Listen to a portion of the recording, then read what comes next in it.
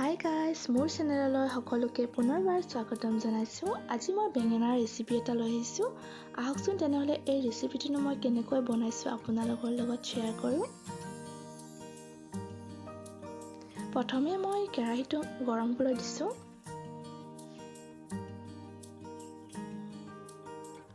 কেৰাহীটো ভালদৰে গৰম হোৱাৰ পিছত ইয়াত মই মিঠাতেল ব্যৱহাৰ কৰিছোঁ। মই 3 চামুচমান মিঠাতেল ব্যৱহাৰ কৰিছোঁ।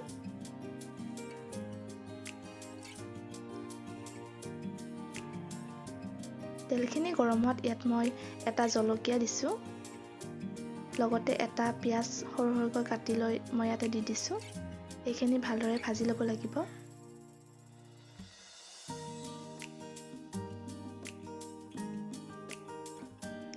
অকণমান মই ইয়াতে নহৰু থেতেলিয়াই দি দিছোঁ।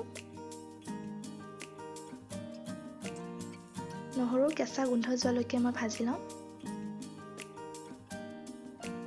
এইখিনি বেঙেনা মই বাকলি গুচাই সৰু সৰুকৈ কাটি লৈছিলোঁ, সেইখিনি মই দি দিছোঁ। এতিয়া মই এইখিনি ভালদৰে ভাজি ল'ম।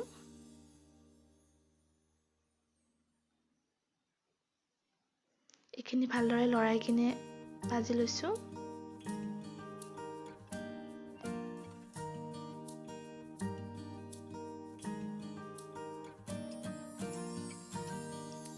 ইয়াত এতিয়া সোৱাদ অনুসৰি মই নিমখ দি দিছোঁ। লগতে আধা চামুচ মই হালধি গুড়ি দিছোঁ। অকণমান বেকিং চ'ডা দিছোঁ।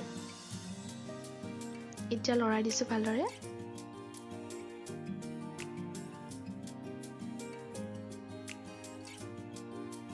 এইখিনি এতিয়া আমি 2 মিনিটমানৰ কাৰণে ঢাকি দিম।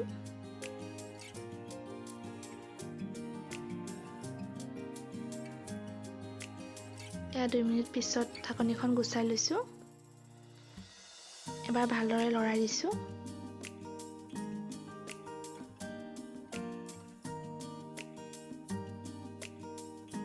হেতাখনেৰে অকণমান এনেকৈ ভাঙি দিছোঁ।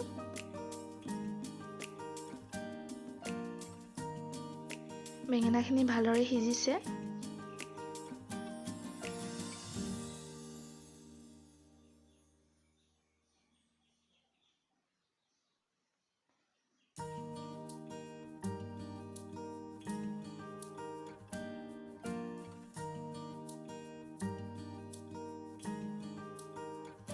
এতিয়া মই ইয়াতে 2টা বিলাহী সৰু সৰুকৈ কাটি দি দিছোঁ।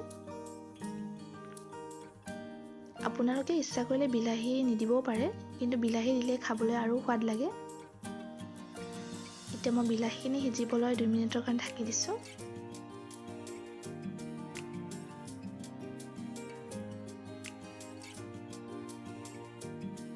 অকণমান হেতাখনেৰে ভাঙি দিছিলোঁ।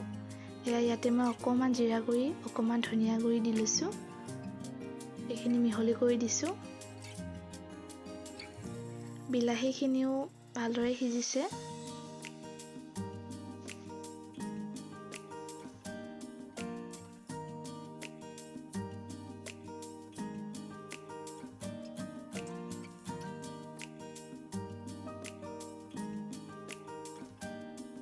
ইয়াতে অকণমান ধনিয়া দি দিছোঁ।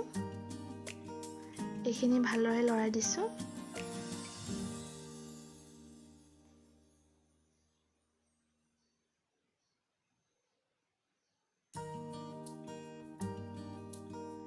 এয়া আমাৰ বেঙেনা ৰেচিপি ৰেডি হৈ গ'ল।